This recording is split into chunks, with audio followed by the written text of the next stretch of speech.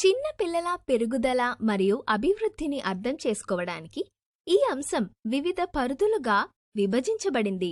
ప్రధాన పరిధులు: జ్ఞానేంద్రియ అభివృద్ధి, శారీరక అభివృద్ధి, చలన కండరాల అభివృద్ధి, మేధో వికాసం, సృజనాత్మక అభివృద్ధి, భాషా అభివృద్ధి, సామాజిక అభివృద్ధి, ఉద్వేగ అభివృద్ధి, అభ్యసనకు సంబంధించిన విధానాలు. జ్ఞానేంద్రియ అభివృద్ధి అంటే పంచేంద్రియాల అభివృద్ధి. చూపు, వినికిడి, స్పర్శ, రుచి మరియు వాసన. ఈ ఇంద్రియాలు మన చుట్టూ పరిసరాలలో వాతావరణంలోని విషయాల గురించి సమాచారాన్ని పొందడంలో మరియు వాటిపై స్పందించడంలో మనకు సహాయపడతాయి. శారీరక అభివృద్ధి అంటే పిల్లల శరీరంలోని అభివృద్ధి అంటే వివిధ భాగాల అభివృద్ధి.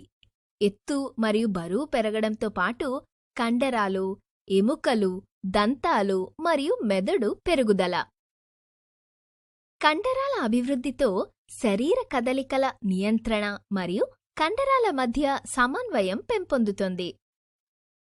స్థూల చలన కండరాల అభివృద్ధి అంటే స్థూల చలన కండరాల అభివృద్ధి మరియు నియంత్రణ. సూక్ష్మ చలన కండరాల అభివృద్ధి అంటే సూక్ష్మ చలన కండరాల అభివృద్ధి మరియు నియంత్రణ. మేధో వికాసం.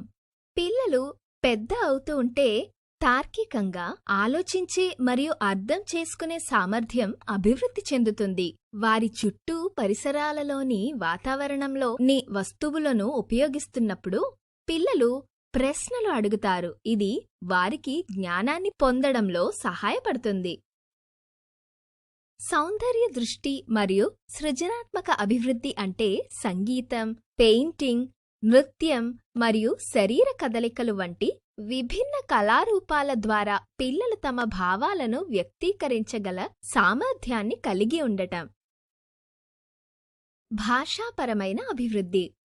ఒకరి ఆలోచనలు మరియు భావాలను వ్యక్తీకరించడం మరియు ఇతరులను అర్థం చేసుకునే సామర్థ్యం భాషాపరమైన అభివృద్ధి. పిల్లలు వివిధ అవసరాల కోసం భాషను ఉపయోగిస్తారు. వారి అవసరాలను వ్యక్తపరచడం, ఇతరులతో మాట్లాడటం, సంబంధాలను పెంపొందించుకోవటం మొదలైనవి. సామాజిక అభివృద్ధి అంటే సామర్థ్యాలు, జ్ఞానం మరియు విలువల అభివృద్ధి.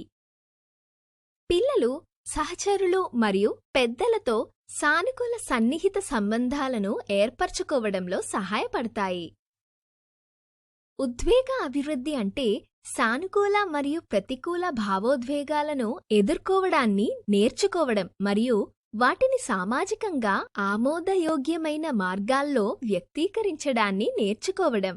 చిన్న పిల్లలు ప్రాథమిక భావోద్వేగాలను వ్యక్తీకరించగలరు. పిల్లలు ఎదుగుతున్నప్పుడు వారు వివిధ భావోద్వేగాలను అనుభవిస్తారు. పిల్లలు ఈ భావోద్వేగాలను సరిగ్గా వ్యక్తీకరించే లేదా వాటిని నియంత్రించే సామర్థ్యాన్ని అభివృద్ధి చేసుకుంటారు. అభ్యసనకు సంబంధించిన విధానాలు అంటే అభ్యసనకు సంబంధించిన సానుకూల సామర్థ్యాలను పొందడం, చెయ్యాల్సిన పనిపై ఏకాగ్రత పెట్టడం వంటివి. పని కష్టంగా ఉన్నప్పటికీ పూర్తి చేయడానికి ప్రయత్నించడం.